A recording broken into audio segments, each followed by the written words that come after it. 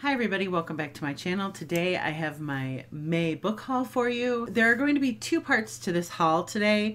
The first, I'm going to talk to you about new books, exciting books, things that I didn't know I was buying. Like, I don't know how else to put it. The second half though, I'm going to talk to you about books that I've picked up to sort of round out series or collections that I've already started. So I figured it would be more interesting to hear about the unexpected stuff or the standalone stuff. If you want to stick around for the additions or add-ons to current collections of mine, by all means, please do. I'm just excited about those books, but I'm thinking of you. I'm putting you first. That's what I'm doing here. So, as always, we'll start out with the books that I picked up from the book of the month in the month of May. It was a 3-book month for me this time around.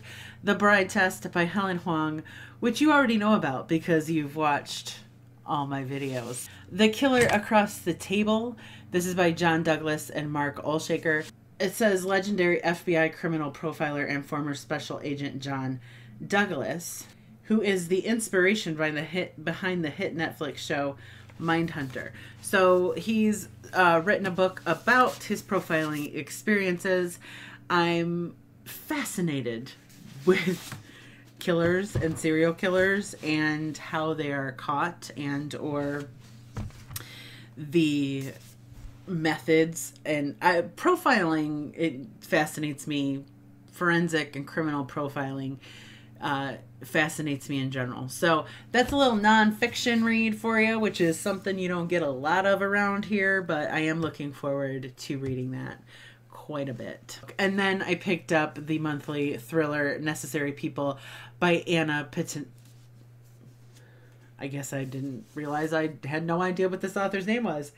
Anna Pitoniak.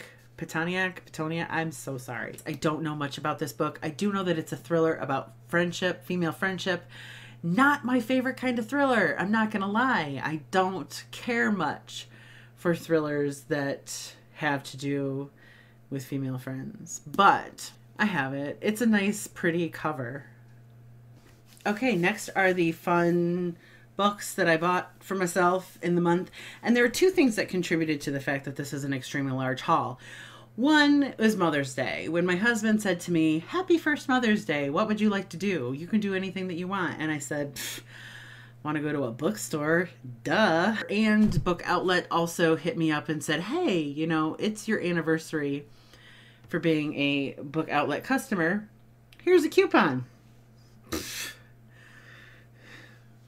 Need I say more about that? First is the book Good Is Gone, a novel of suspense. This is by Amy Gentry.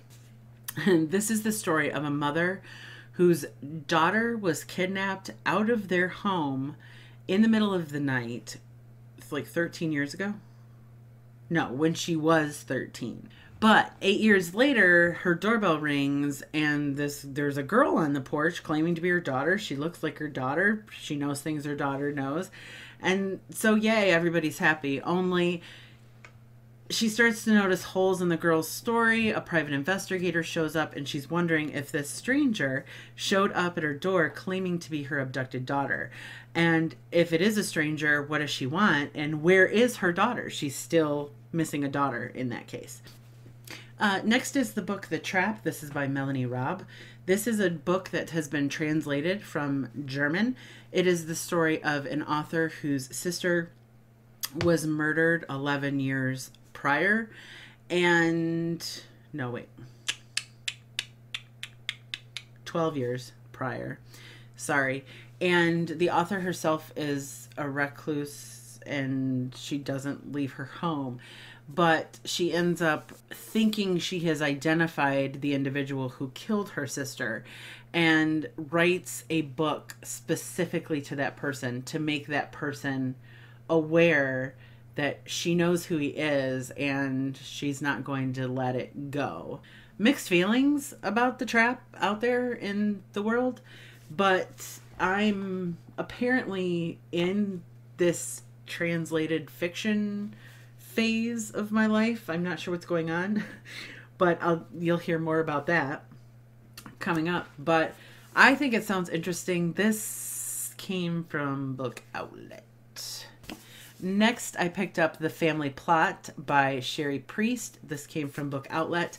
I purchased this because there's a book called The Toll that's coming out in late summer, I believe, maybe July. The Toll is by Sherry Priest as well. It's one of my anticipated reads. And so when I came across another book by this author, whom I had never heard of before, I snatched it right up because that's what I do. This is the story of a man who runs kind of this salvage business for condemned properties. And a woman shows up and says, "Here you go. Here's this house." And he says, "Great. It's a paycheck, whatever." And so the book takes place in the house itself is located in Chattanooga. Chattanooga. I know how to say that. I really do. Chattanooga, Tennessee. And when the crew gets there, they realize that the house is not going to go quietly. So basically it's a haunted house story. It's gothic supernatural fiction. And The Toll sounds super fabulous. So I'm hoping that I can read The Family Plot prior to this anticipated book being released. We'll see. Next is the book The Migration. This is by Helen Marshall. I cannot explain why I'm so excited about this, but I am so excited about this. I had The Migration on my Amazon saved for later shopping cart list, which is an absolute shit show, believe me. If you ever want to see something truly interesting, look at my Amazon saved for later cart. This is the story. It's basically an apocalyptic story. It's the story of specifically two sisters, two young girls who were, well, not young, I mean like high school age, who are living in Toronto when this mysterious disease starts afflicting people and killing them. So Sophie's in high school. Her little sister gets the disease, and they leave Toronto, Canada, and move to England. I believe that it is Oxford. Move to Oxford, England, where they know someone who can maybe intervene in her sister's health problems. But I think that her sister dies, and she has to decide if she wants to join her sister in death, which doesn't seem like death because everybody is reanimating. When Kira succumbs, Sophie faces an unimaginable choice: let go of the sister she knows or take action to embrace something terrifying and new. It says Helen Marshall uses the fantastic to pry her way inside the reader's rib cages and break us wide open. That is a blurb from Neil Gaiman. I just am extremely excited about this book. I have no idea if I'm even going to like it. Next we have The Vanishing. This is by Wendy Webb. This is another haunted house story in which a woman is offered a job as sort of caregiver to an extremely famous horror novelist that the world thinks is already dead. And when she arrives at their, it says, estate, things start to take a really strange turn. Like, mysteries and secrets haunt the halls of Havenwood and the forest beyond. Why did Amaris Sinclair choose to vanish from the public eye more than a decade earlier? What are the whispers Julia hears? And why exactly was Julia brought to Havenwood in the first place? It says, with twists and turns, spine-tingling scenes, and a surprise ending, award-winning novelist Wendy Webb has crafted another intricate and addictive tale of gothic suspense that you won't be able to put down. She wrote Temperance Dare? The end of Temperance Dare. So, and Daughters of the Lake. Both pretty popular. So anyways, this one came from Book Outlet. Next is In Her Bones. This is by Kate Moretti. I had already had a couple of Kate Moretti books on my TBR, so when I saw another one, of course, I just naturally bought it. But this is the story of a woman who was arrested for the murder of 6 other women. She also has a daughter, a 30-year-old daughter, who becomes obsessed with the 6 victims' families and sort of gets this weird fascination for finding out like how they've grieved and how they're doing, and their reactions and stuff to her mother's death row conviction. And then a man involved, or a man ends up murdered, and she ends up being the prime suspect. So it doesn't look good for her. Her mother's killed 6 women. Now there's a dead guy that they think she killed, so in her bones. Suspense at its best, a chilling voice, an unlikely heroine, a haunting story, Moretti at the top of her game. That is a blurb from Jessica Strasser. I have a couple of her books, so she must be telling the truth. I don't know. Next, I've suddenly, like I said, translated fiction, Pierre Lemaitre. So I heard about Pierre Lemaitre when everybody started talking about his book, Irene. Did they talk about Irene or did they talk about Alex? I don't know. He wrote this trilogy around a specific police investigator named Camille. And so there's 3 books, Irene, Alex, and Camille. And everyone talks about the second one for right now. I can't remember if it's Irene or Alex. Sue me. But anyways, since I've become determined to read that trilogy, I just can't stop seeing the name Pierre Lemaitre. These all 3 came from Book Outlet and all translated from French. The first is called 3 Days and a Life. This is the story of a young child who disappears in the late 90s in a town called Beauval.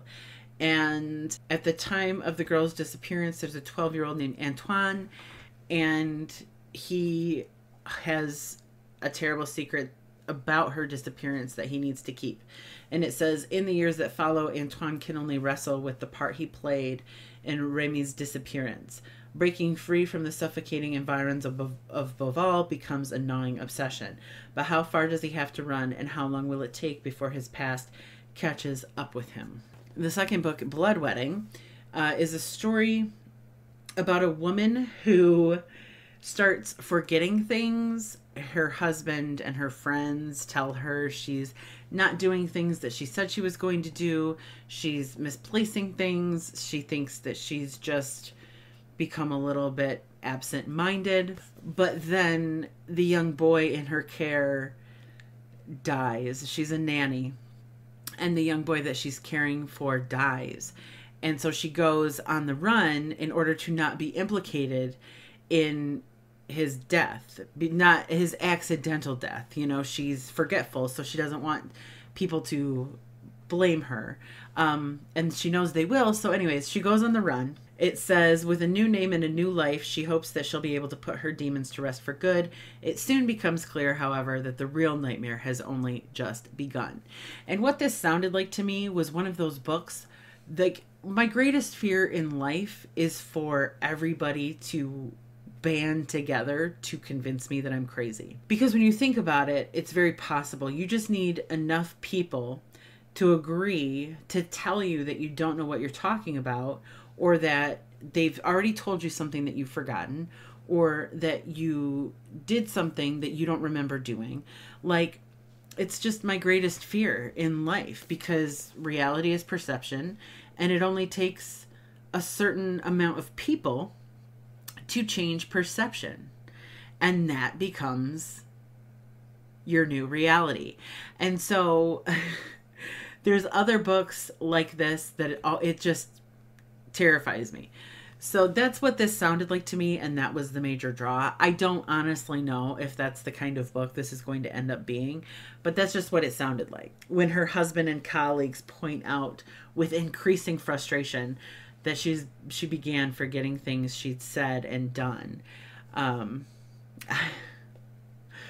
It's one of my greatest fears. Completely irrational, hopefully, and yet, so I'm excited to read this because I want to know if that's what it is. I want to terrify myself.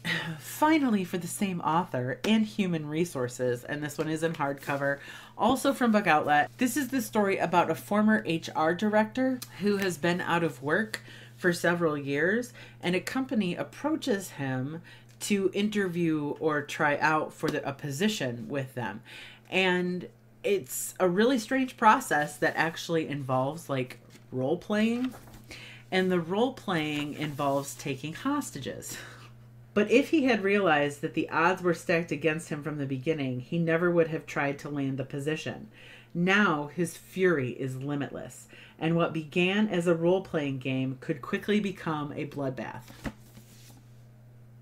Come on, it's a guy that goes crazy. This is the most recently translated work by Pierre Lemaitre, translated in 2018 by Sam Gordon. This just sounds fun.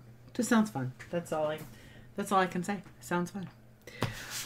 Next is the book Unbury Carol. This is by Josh Malerman. I've read 2 Josh Malerman books in the past, Bird Box and Inspection, and I did not like Bird Box, and I liked Inspection. Unbury Carol has been around longer than Inspection, and what I found is that people who love Bird Box hate Unbury Carol. So I'm hoping, since I didn't like Bird Box, the book, that I will like Unbury Carol. But anyways, this is the story of a woman who doesn't die.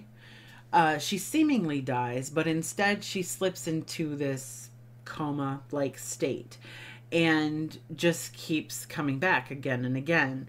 And I think that's what the blurb makes it sound like anyways.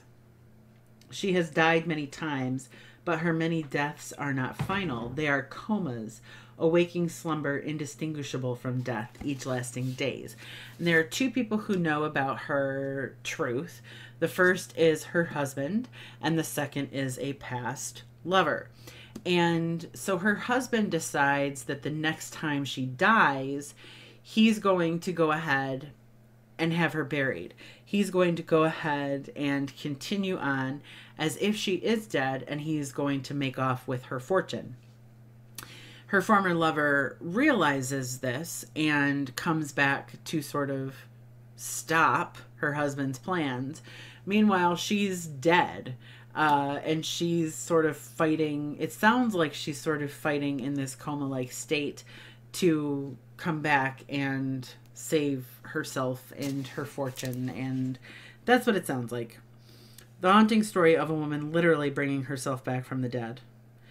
Unbury Carol is a twisted take on the Sleeping Beauty fairy tale that will stay with you long after you've turned the final page. Breathtaking and menacing, an intricately plotted lyrical page-turner about love, betrayal, revenge, and the primal fear of being buried alive. Unbury Carol is a Poe story set in the weird West we all carry inside us.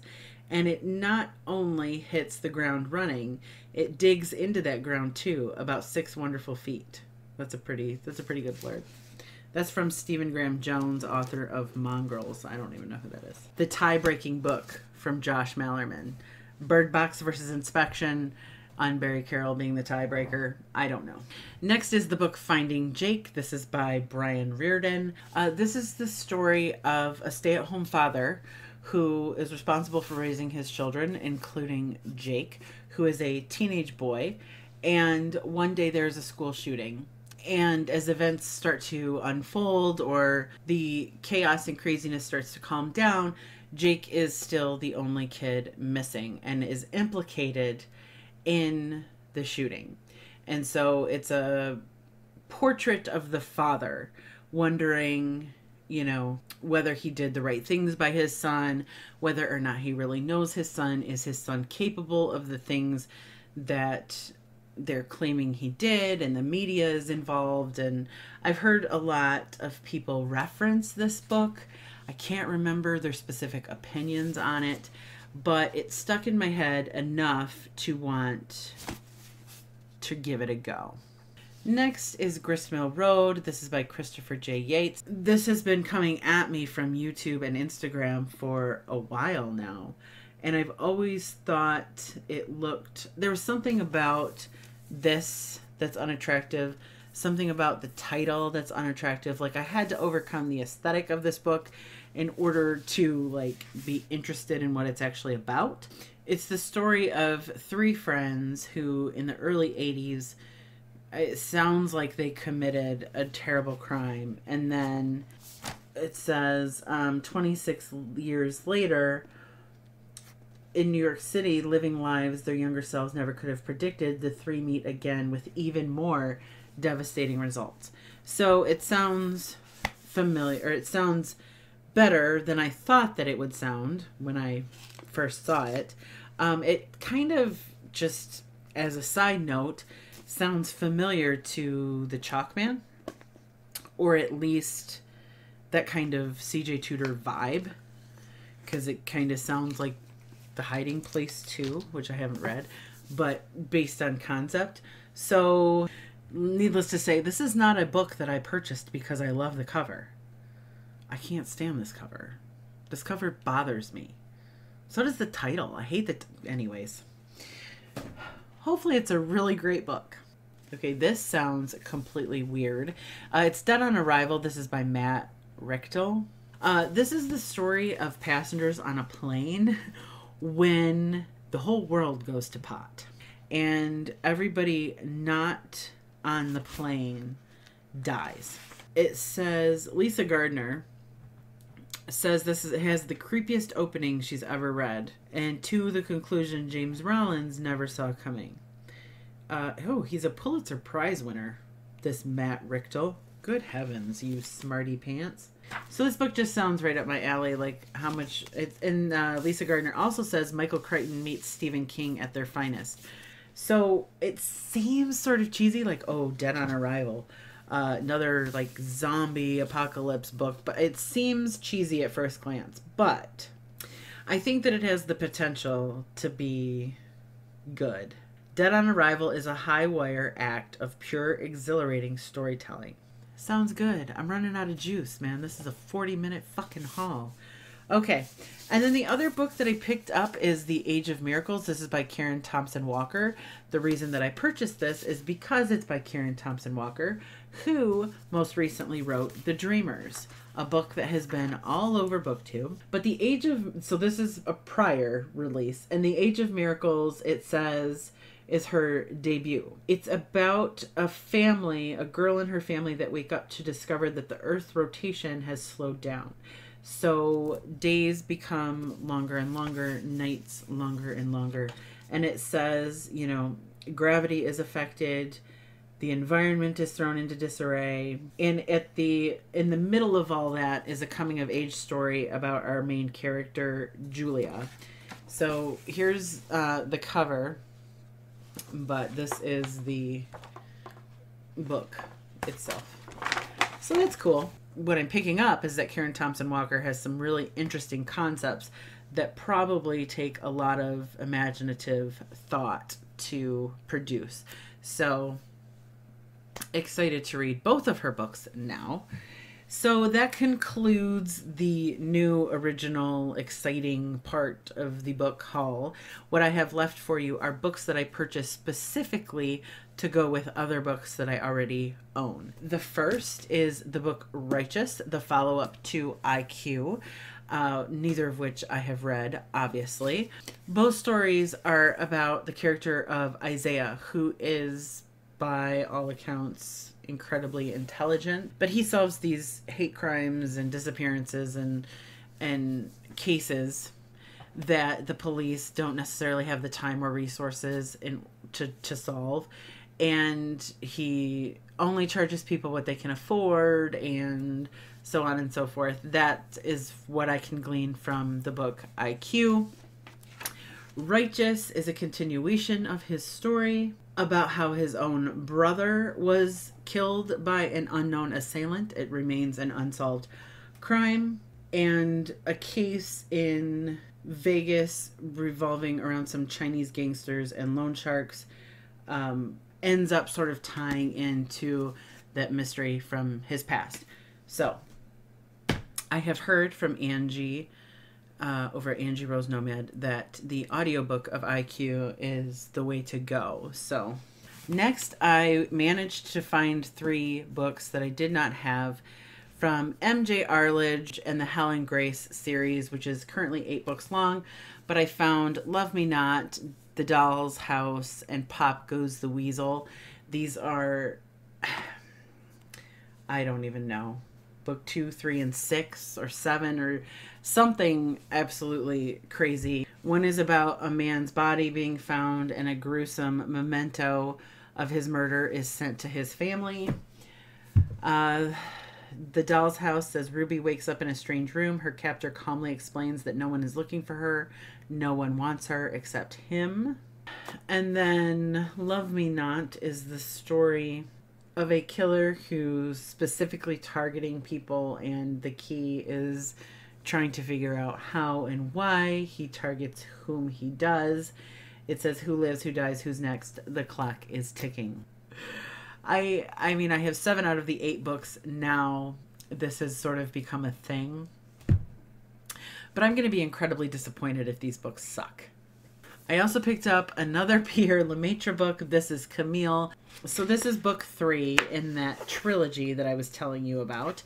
The one that started this new Pierre Lemaitre obsession that I apparently have. But Camille is the story of the investigator himself that has carried us through the trilogy, and the love of his wife is actually an intended victim. So he conceals their connection in order to exact revenge on the individual who shot her repeatedly and left her to die in a jewelry store on the Champs-Elysees. So, a bittersweet conclusion to this ferociously intense series. Now, interestingly enough, I have book 1 and I have book 3.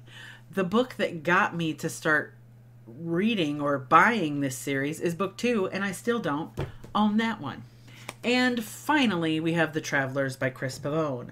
I currently own The Accident and The Expats. Then there's The Travelers, and then there's another one that just came out. Yes, I own The Accident, The Expats, and now The Travelers. And the one that just came out is called The Paris Diversion.